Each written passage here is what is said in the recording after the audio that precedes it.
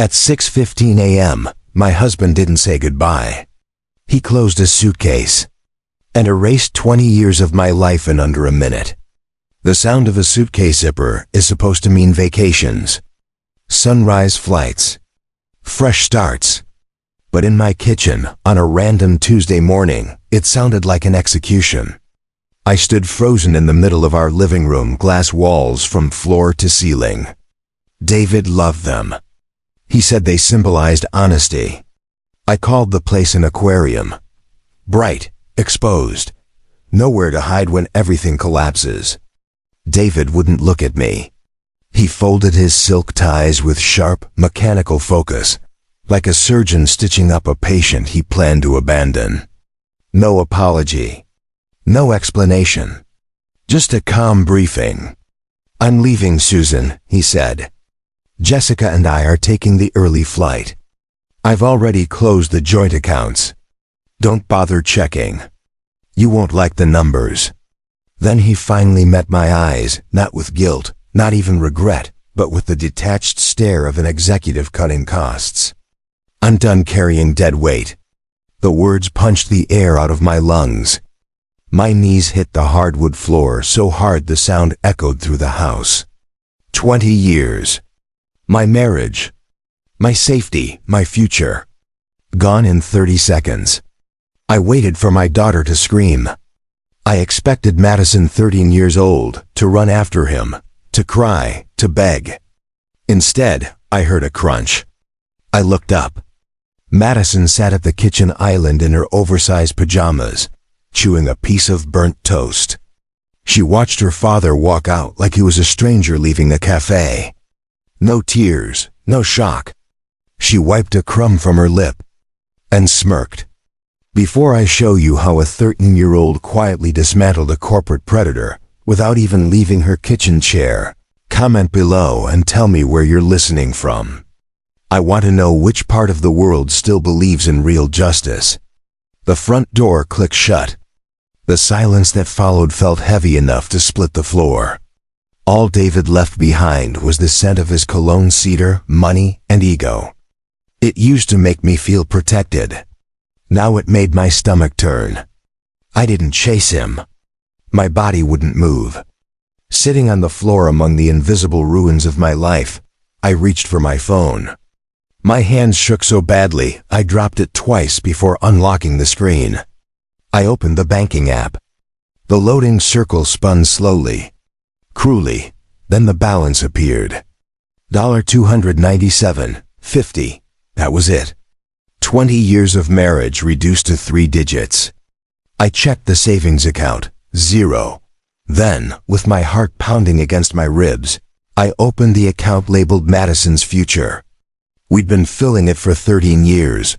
Birthdays, bonuses, tax refunds.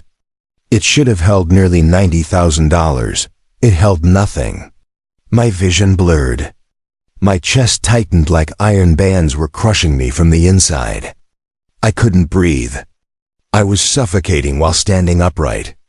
42 years old. No job, no money.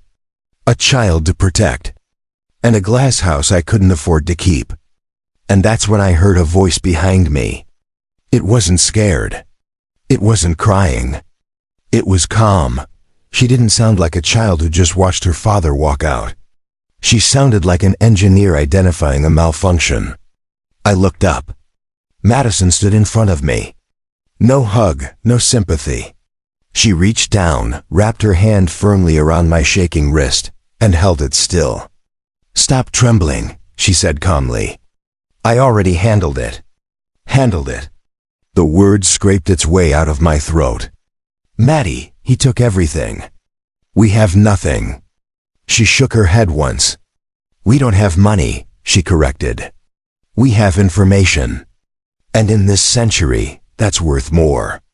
She walked back to the kitchen island and turned her laptop toward me. I expected cartoons. Maybe a chat window with friends. Instead, I saw something that didn't belong in a teenager's bedroom or my kitchen. A dark interface. Lines of scrolling data. Timestamps. Location pings. Activity logs updating in real time. My voice dropped to a whisper. "What is that?" "That's Dad," she said. "Or at least the trail he leaves behind." She pressed a key. A list populated the screen. Passwords. My stomach flipped. "He thinks he's brilliant because he uses burner phones," Madison said evenly. "But he's careless. Most people are. They hide the device and forget about the keys." She pointed at a familiar string of characters. "Titanium 80. That's the Netflix password he shares with me," she said. "It's also the password for his private email, his offshore finance app, and the encrypted chat he uses with Jessica." She didn't sound angry. She sounded factual. "It's called a reuse cascade," she continued. "Once you find one door unlocked, the rest open themselves." I stared at her. "You hacked him?" She finally looked at me then. Her eyes were steady, unblinking. "No, Mom, I didn't need to." She paused. "He left the front door wide open." My heart slammed against my ribs. "I've been inside his digital life for 6 weeks," she added quietly. "Watching, saving, waiting. 6 weeks." I stared at her like she'd spoken another language. "You knew for 6 weeks?" "I knew he was planning to leave," she corrected. "Plans change, especially when someone interferes." She turned the laptop back around and started typing. The soft, precise rhythm of the keys filled the room. "Go wash your face," she said without looking up. "We're not done yet." I pushed myself off the floor, every movement stiff and delayed, like my body hadn't received the update that things had changed. At the sink, I splashed cold water onto my face and looked up. The woman in the mirror looked terrified, small, defeated. For 20 years, that's exactly who I'd been trained to be. Not a victim of cruelty, but of competence. David had always been the planner, the strategist, the one who understood money. I was the artist, the emotional one, the one who got overwhelmed. "You stick to painting, Susan," he used to say, smiling gently as he patted my hand across this same island. "I'll handle the serious stuff." And I believed him. I walked away from gallery contracts because he said stress wasn't good for me. I let him control every account because I convinced myself spreadsheets were beyond me. I made myself smaller so he could feel larger. And now, watching my daughter command a world of data he thought belonged only to him, I finally understood the price of my silence. Madison didn't look up at me. Her face glowed blue from the screen. Her eyes moved quickly left, right, tracking patterns, timelines, connections I couldn't yet see. But I could feel it. This wasn't panic. This wasn't revenge. This was preparation. I still couldn't fully process it. Up close, Madison looked exhausted. Deep violet shadows pooled beneath her eyes, marks I'd brushed off as normal teenage sleep loss. "Maddie," I said gently, "why didn't you tell me?" Her fingers paused for half a second. She didn't turn around. "Because you would have cried," she said. "You would have confronted him. You would have asked why." Her chair slowly rotated until she faced me. "And the moment you did that," she continued, "he would have known we were watching. He would have changed everything. New passwords, new accounts, new hiding places." Her eyes met mine. They weren't a child's eyes. They were the eyes of a tired soldier guarding a civilian. "You don't catch predators by making noise," she said quietly. "You stay invisible. You let them believe they're winning right until the trap snaps shut." The realization hit me like ice water. This is what therapists call a parentified child. While I'd been safe inside my art studio, painting flowers and trusting my marriage, my 13-year-old daughter had been carrying the fear I should have carried. She'd traded sleep for vigilance, innocence for strategy. She hadn't just learned technology. She'd learned that no one was coming to save her. "I'm so sorry," I whispered, tears finally breaking free. I should have protected you. This isn't your burden.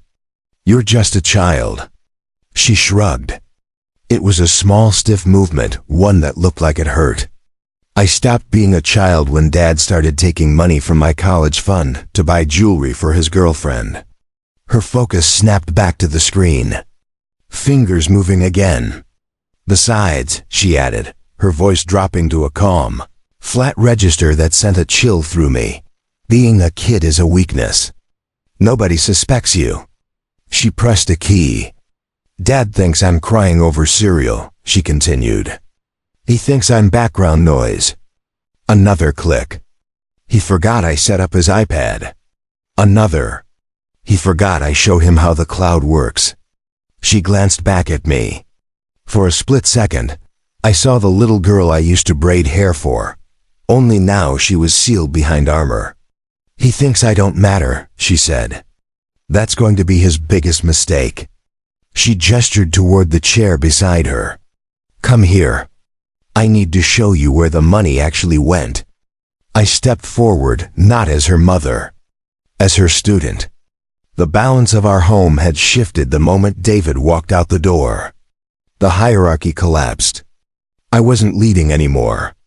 I was assisting. And my daughter was designing our survival. 24 hours. That's how long the silence lasted.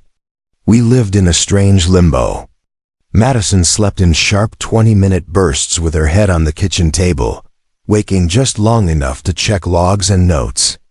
I paced, brewed coffee I never drank, stared at my phone like it might explode. At 10:42 a.m., it rang. "David." My pulse slammed in my ears. Madison was already awake, hands hovering over the keyboard. She nodded once. "Answer." I put the call on speaker. "David," I said, forcing my voice steady. "Susan." His tone was loud, confident, almost giddy. I could hear airport sounds behind him, announcements, glasses clinking, laughter. "I'm calling from the lounge. Boarding in 45 minutes, so I'll be brief." He sounded victorious. "Why are you calling?" I asked. "You said everything yesterday." "I forgot one thing," he replied. I could hear the smile. "A little parting gift. Just so you fully understand your situation." My grip tightened on the counter. "What did you do?" "You know the house?" he said casually. "Your glass palace?" My stomach dropped. "It's not just a house anymore, Susan. It's leverage." "What are you talking about?" "I took out a loan against it yesterday morning," he said. "Private bridge loan. $250,000. My vision narrowed. It covered the flights, startup costs, and a very generous retainer for my new legal team." "You can't do that," I said. "My name is on the deed." "Oh, I had your signature," he laughed. "Or a very convincing digital version. You should really be more careful about leaving your iPad unlocked." The room spun. He was admitting it. Fraud. Felony fraud. "David," I whispered. "That's prison." "Only if you catch me," he replied. "By the time the bank figures it out and the tax agencies start asking questions, I'll be gone. Non-extradition jurisdiction." He lowered his voice, almost kind. "I'm doing you a favor. The legal chaos will keep you so busy, you won't even have time to fall apart." A woman laughed softly in the background.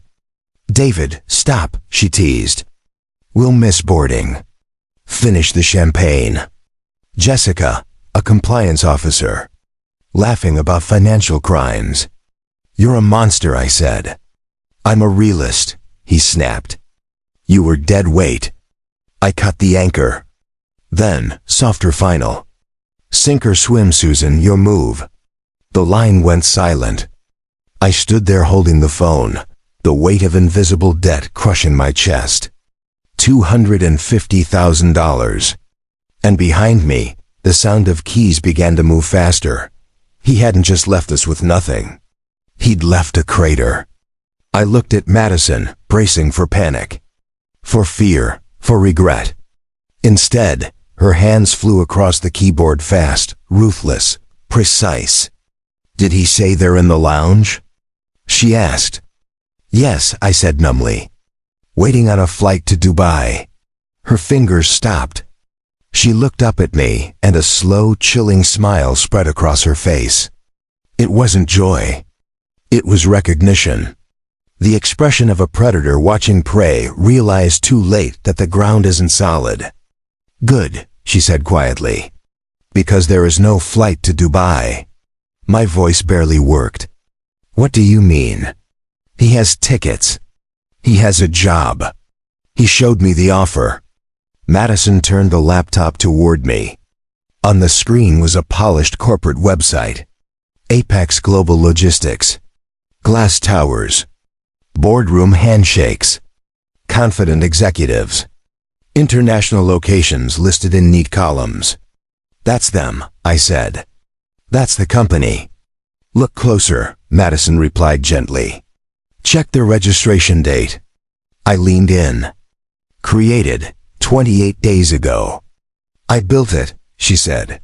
"From my bedroom." The words didn't land all at once. They shattered. "You built a company?" "It's a lure," she said calmly. "I needed them to leave their jobs willingly. I needed them to cash out voluntarily."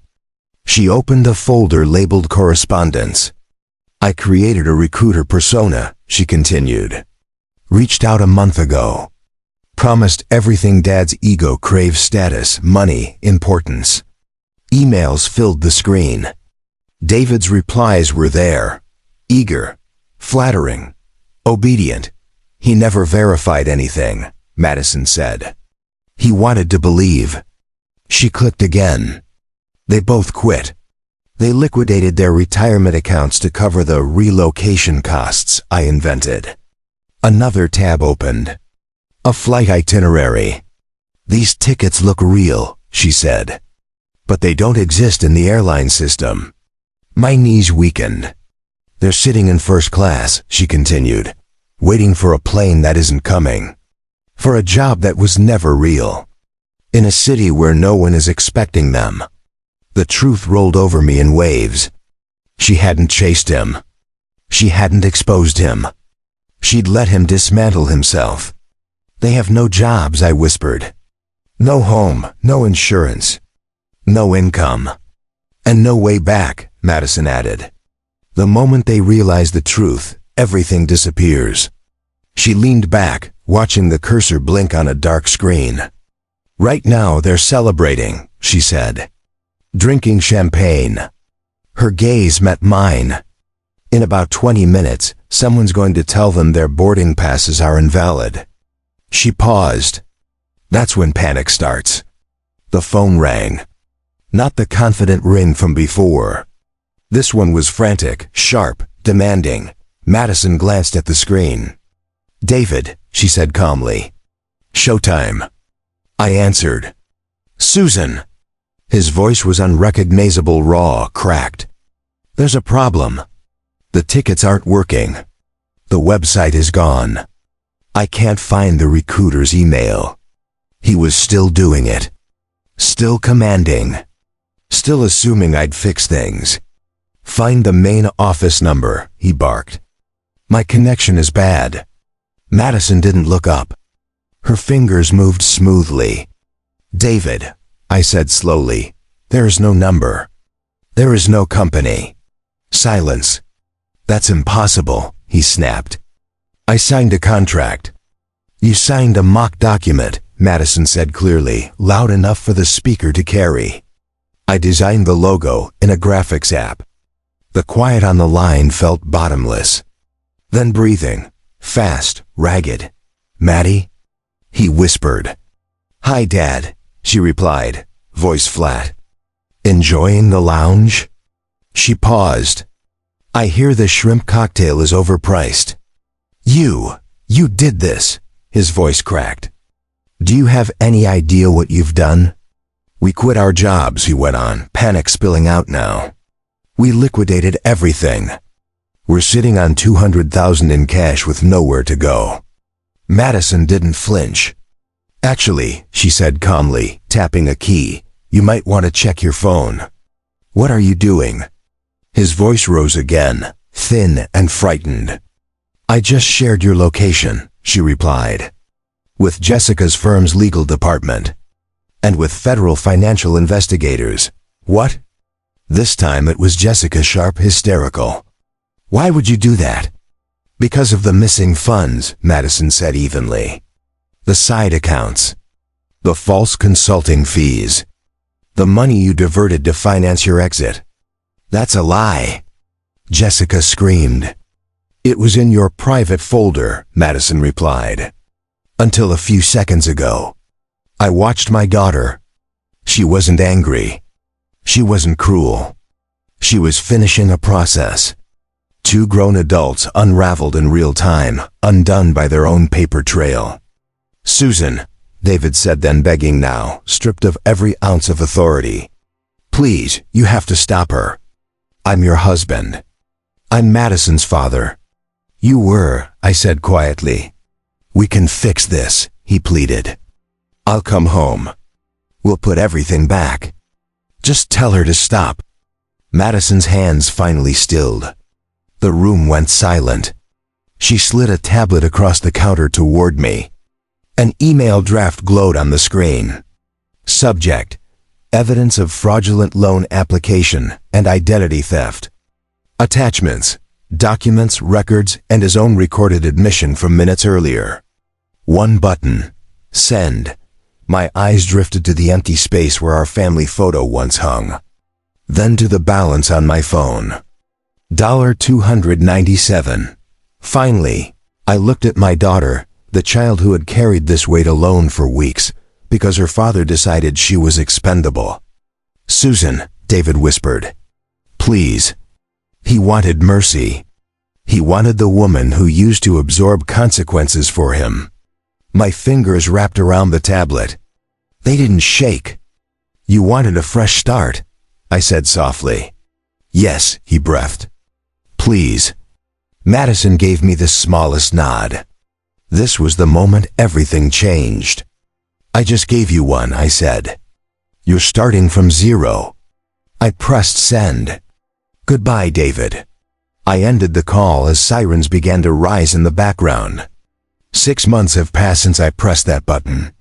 Movies tell you the villain learns a lesson and life resets. Real life doesn't work like that. There is no reset, only rebuilding. David and Jessica are awaiting trial on federal charges. Their clean slate became a cage. They're unbankable, unemployable, for all practical purposes, erased. David still calls sometimes from a monitored phone. I never answer. I don't need his apologies. I've seen his records. They told me everything. We sold the glass house.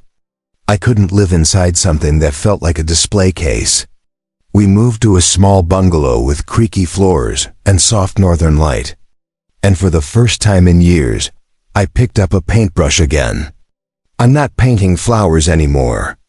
I'm painting storms. And for the first time, people are buying them. But the biggest change isn't the house or the art, it's Madison. She didn't return to being a normal 13-year-old. You can't unsee the truth once you've seen behind the curtain. Instead, she built something. She calls it the Ghost Protocol. Every evening, she sits at our scratched kitchen table, not gaming, not scrolling, but talking to women who look exactly like I once did. Afraid, confused, staring at empty accounts. She helps them protect themselves. She charges by the hour. She's booked for months. Last night I watched her work. The screen lit her face, but the shadows under her eyes were gone. She looked steady, purposeful, like someone steering through a storm. She noticed me watching. You okay, Mom? I am, I said, setting tea beside her laptop. Are you happy? She thought for a moment. I don't know if it's the same kind of happy, she said. But I feel safe. And I'm helping other people feel safe too. You saved us, I told her. She shook her head. I just turned on the lights, she said. You were the one who walked us out. She's wrong. She was the warrior. I was the witness who finally woke up. David tried to bury us.